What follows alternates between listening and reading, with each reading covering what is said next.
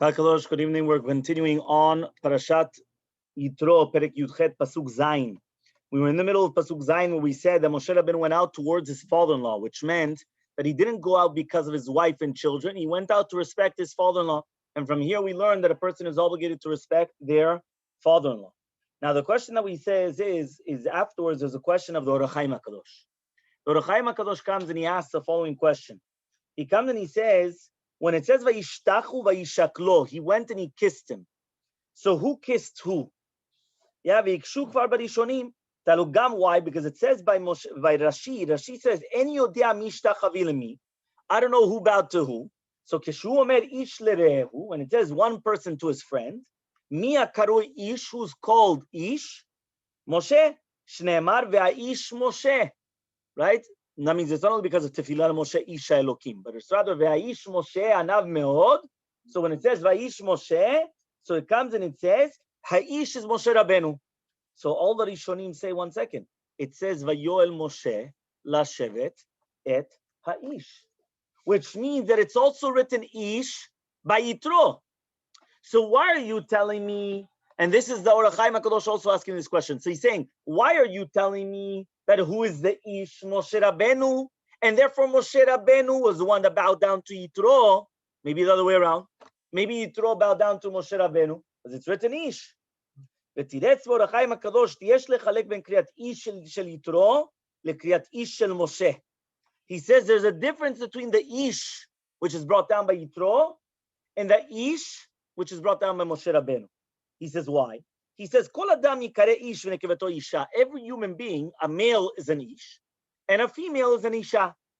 V'gam bebe'emot, also by the be'emot it's written that. Shiva ish ve'ishto. Right? There's 7, a man and woman. I mean, it was written ish ve'ishto even by an animal. It was written ish ve'ishto, a husband and a wife. Ela she'ishtane shem ha'ish kshiye bimkom zicharon ha'adam v'yosif lo livui kriyat ish, zi yagid shu lashon ma'ala. אבל ממקום שיאמר איש בלא זיכרון שמו, זה יימצא במקום השם, ולא יגיד מעלה. Says Or HaChaim HaKadosh, an incredible yisod. If it says ish, and it doesn't mention the name of the person, so that's instead of, it's a substitute for the name. But if it says ish, with the name of a person, that's a ma'ala. That's a greatness. So he says, what does it say? It says, "Va'ish mishta'ela va'intza'eu ish." V'gam zikaron anashim shamnu shelo chashivut. Davka betziruv zichron shemam. That's only if they already put down the names. Kulam anashim rashi bnei Yisrael hema.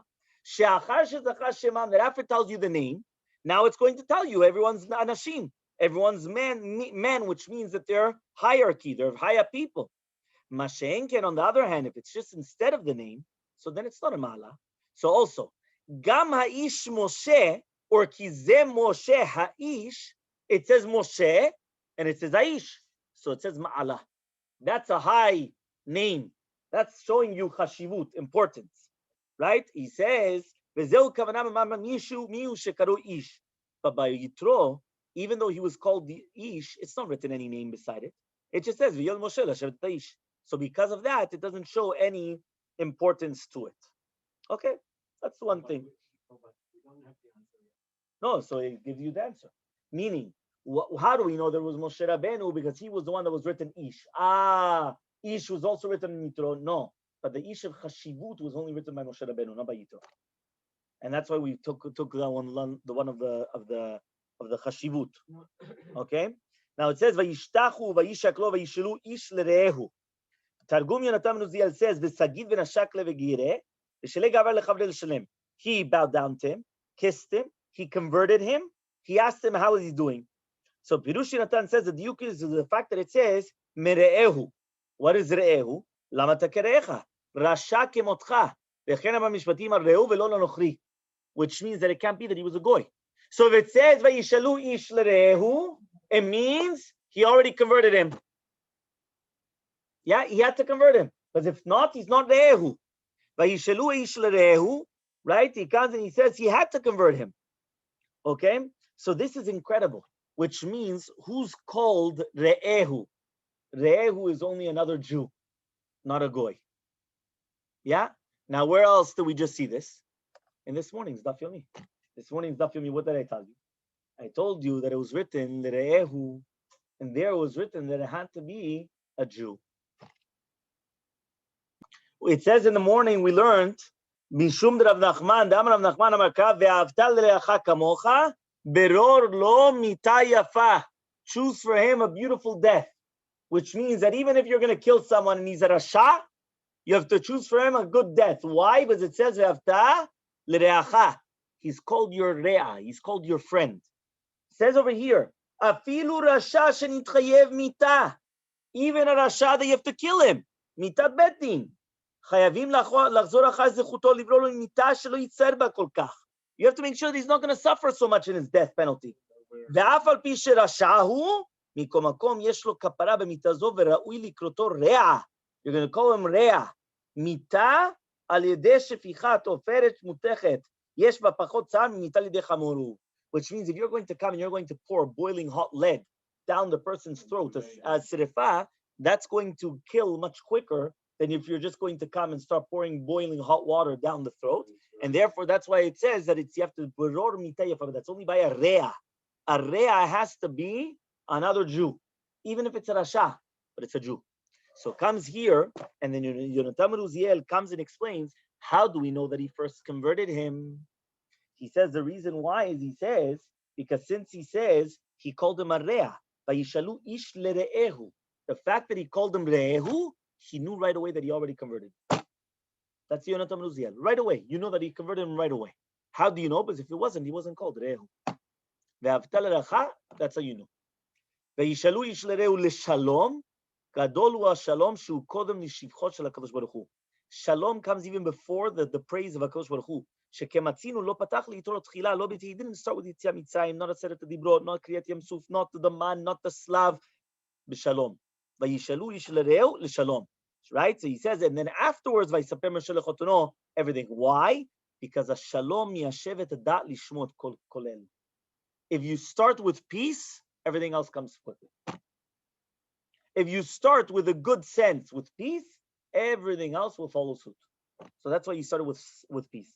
ויבואו האוהלה, הכוונה לאוהל הידוע, which is the oil of Moshe Rabbeinu. The Mechilta actually says, זה בית המדרש. And that's also the Targum Yonatan, Miuchas Yonatan, ve'atu lemishkan bet ulfana. They went to the bet ulfana. Right? Nowadays in Hebrew, how do you call a place where you're going to learn? An ulpan. Right? Ulpan is a bet ulfana, is a place where you learn. So bet midrash is called the bet ulfana. So comes the Yonatan says they went to the bet midrash. That's the house of Moshe Rabbeinu. The house of Moshe Rabbeinu, the bet midrash. Okay, fine. Vayisaper Moshe lechoteno. So Moshe Rabbeinu comes and he tells his father-in-law. So first of all, there's a Rabbeinu Yuchas that he comes and he says, "Melamed shemitzvah lesaper laumot niflaot hamakom ugvuratam leachziram lamutav v'chen David omer saperu v'goyim et kevodo." Yeah, what does that mean? It says over here there's a mitzvah, yeah, to tell the goyim the different things, the niflaot haboreh, in order to bring them to do teshuvah. So he says, and that's what David HaMelech did. Saperu v'goyim et kevodo b'chol ha'amim nifleotav. Yeah, why? Because you're going to mention even the goyim. That's what we learn from Moshe Rabbeinu. V'yisaper Moshe lechoteno. Yeah, but the Malbim comes and he says there's a difference between that which Yitro heard and that which Moshe Rabbeinu told him. Yitro heard everything that happened. Klomar, that Moshe was the Yikar. That everything was done because of Moshe Rabbeinu. Amar lo Moshe, says Moshe, Hakol na'asa lodot Yisrael. Everything was Yisrael, not for me.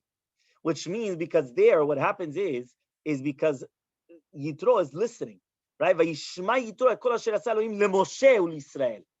Right? That's what it says. Vayishma Yitro, again, one more time. Vayishma Yitro et kol asher asa Elohim leMoshe u'Yisrael. So he says everything was the Yikar is Moshe. Now the second time around, it says Vayisaper Moshe lechoteno. There it didn't say that. There it says everything was about Bnei Israel. What was the difference? It says no. Yitro heard everything to do with Moshe Rabbeinu. Moshe Rabbeinu comes and he tells over the story. Everything happened to Bnei Israel. Everything was Bnei Israel. To me, it was nothing. Everything was Bnei Israel. So he says that Asher Aseh Elokim Moshe Yitro chashu shetavon atzal yidei Elokim right v'kochot hamashlim. So Moshe, no, everything was the name of HaKadosh Baruch Hu, but it wasn't for me. It was for Bnei Israel. Okay. So fine, I'll finish off with a beautiful chidush. Listen to this chidush. It says, "Vayichad Yitro." Yitro became happy. Vayismach Yitro, says Rashi. But there it says, "Hainu dam le'inshi." You have to be careful that a giora, that a ger, until 10 generations, a convert until 10 generations, lo tevazer ma be'apeh. Do not embarrass a goy in front of the convert. Why? Shuto mitparesh is because even ben beno shel a ger, even the 10th generation of a ger, don't embarrass goyim in front of them because he's suffering. Because at the end of the day, his past came from gerim. They came from goyim. Yeah, that's what it says. However, though, Rabbeinu Bachiyai comes and he says a beautiful chidush. Listen to this. Says Rabbeinu Bachiyai, Yitro was the 10th generation to Mitzrayim, the son of Ham. Because the Mitzrayim, that means they were his family. Yeah, so what happens? Shareh, Midian beno shel Avraham. Midian was the son of Avraham Avinu, was from Keturah. Now Keturah was from Mitzrayim. So it says, Avraham yatza mishem beno shel Noach. Avraham Avinu came from Shem ben Noach. Mitzrayim beno shel Cham. Mitzrayim was the son of Cham. As it says, Uvnei Cham, kushu Mitzrayim.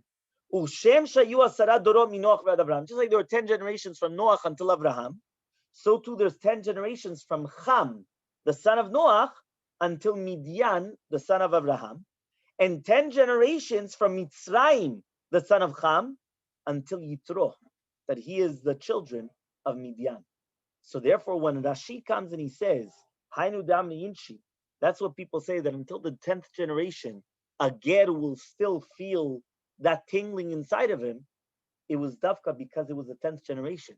Yitro was the 10th generation from Cham, right? From Midian, which is the son of Avraham Avinu, and the Mitzrayim, right? The Mitzrayim, this is he says over here, right? Was the 10th generation, right? From Cham ben Noach.